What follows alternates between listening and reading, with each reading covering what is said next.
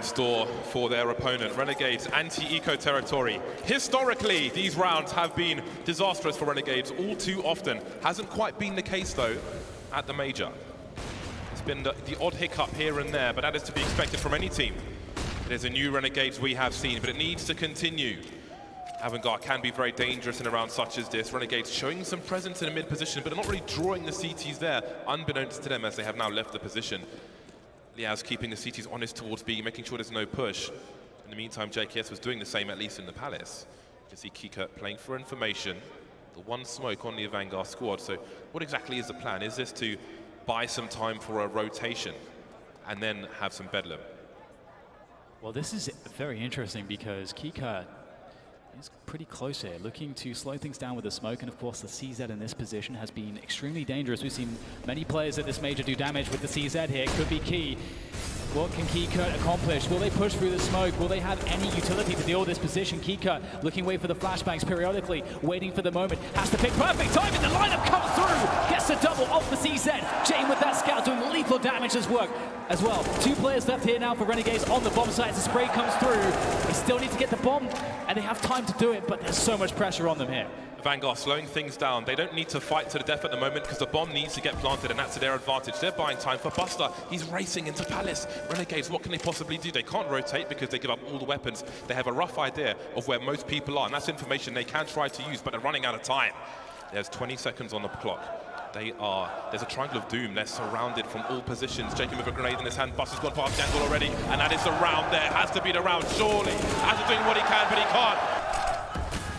There you go, the smoke's really cutting off the line of sight. But Kika, does he want to play in front of it? No. This is a smart choice. They can play retake. They've got lots of utility. They can just let the bomb go down. Kika has to be careful not to overcommit, but he needs to hold on to CT. Renegades want to get CT if they possibly can. They need more forward position to deny the retake! That's not bad, is it, from Kika? Gets himself a second. And now Renegades down to 3 players, but they've got the bomb down. But it gets worse because in comes Sanji from the flank when you thought you were safe, when you thought you had a chance. Sanji is looking absolutely deadly. Picks off another one, and now it's up to Liaz in a 1 versus 4. Just waiting now. Maybe the best he can hope for is damage. The grenades are coming his way. There's one. Can he find some more? It's a very tight position. They were lining up for him, but he couldn't do enough. Berlin, make some noise in this bitch!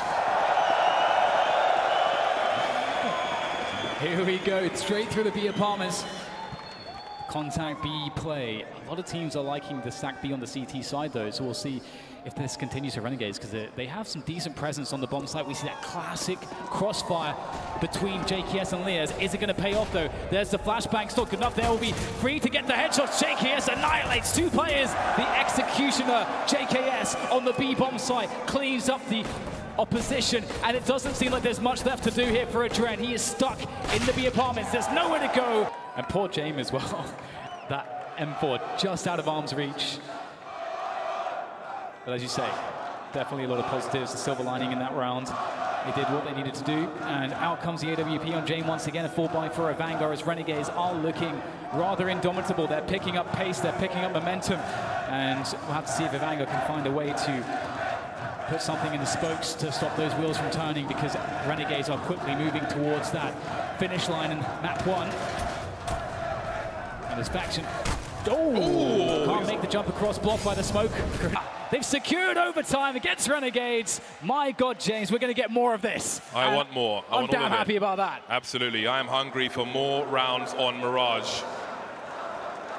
Well, he's pretty happy with that. But one team's going to be sad after this game is over, that's for sure. The money is reset, $10,000 per person.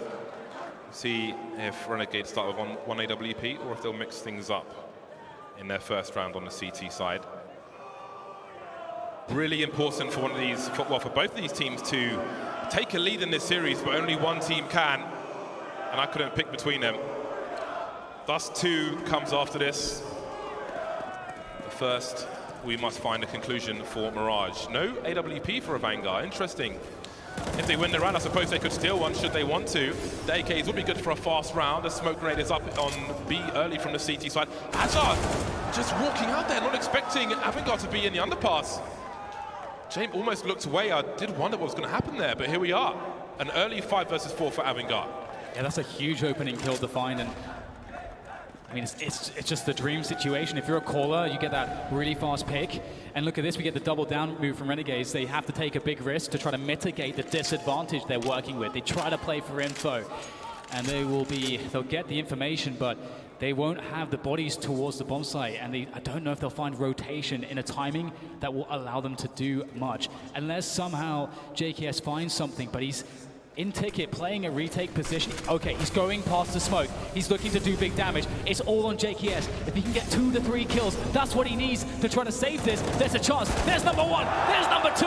JKS moves around the side of default, but he'll finally be taken down. Has he done enough, though?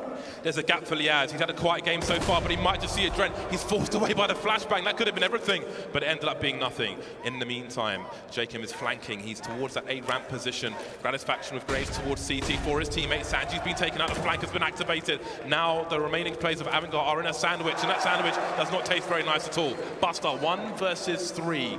Needs to make a forward play. Don't know where he is. Just Jake gets his bell rung. No 10 HP for Buster. Switches out for another rifle. 16 bullets, but they won't matter. Gratisfaction will get that final kill, and Renegades take the first round. They were really out of position. Seems they were going for a really fast split of the A bomb site. If Kika takes that position, 4 players on long, there's nothing Renegades can do in theory. However, Gratisfaction delivers that kill, a difficult one, but delivered nonetheless, and the round slows down. Renegades know they have to hold on to the short position. Short is what they know. Long is an unknown, but they may assume it has been compromised, and you never know if the T's have rotated out. They've left 1 player there, but they'll quickly find the information. Not everybody crossing for a Vanguard in case there's a push from the CTs. There is a boost, however, which might catch these players while they're still on the ramp. Buster looking for players towards the Gandalf position. Liaz has been sprayed down, but Jacob could do a lot. There's the bomb now on the floor. A T by the car position. Man advantage for Renegades, and the bomb needs to get planted soon because they're only going to get closer. The health is very low for Renegades, but Gratisfaction from Catwalk is so annoying because Buster, to get that bomb, he's got to jump up and he's be very exposed. There's no real safe position to plant, especially with that smoke down. The CTs can play close to the smoke, which will shut down other planting spots here. And they can't afford to have a stalemate. There are timers against them to get the bomb down. James with a whiff. And Buster, he's found a moment. He's found a window. He's picked up the plant. The boost, though, from Jacob looking to go for the punish. Buster defends. That's key. 3 versus 3 now on the retake for Renegades. The Gratisfaction initiates the flank. James is ready, waiting, looking to pull the trigger. As soon as Gratisfaction turns the corner, the flashbang whiz, and he hits the shot. James doing it. Adrenaline doing it. Down to JKS once again. How many times has that been the story for Renegades? But this time, Az has got an incendiary, so he could put it behind the smoke, which would make it harder for the T's to, well, A, to push, and B, to set up their grenades in the first place towards this A bomb site.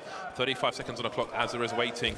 There is set up smokes. There is the response. But will it go deep enough? Indeed it will. So they can't set up the further mollies, but they can get a headshot, and that might be enough. Pushing towards the site now. They can go for the short plant unless Liaz can hold his position. 22 seconds on the clock. Gratisfaction still with angles. Jacob activating as well. This might be the last round for Renegades in the half, but they really need it. Liaz still in Goose.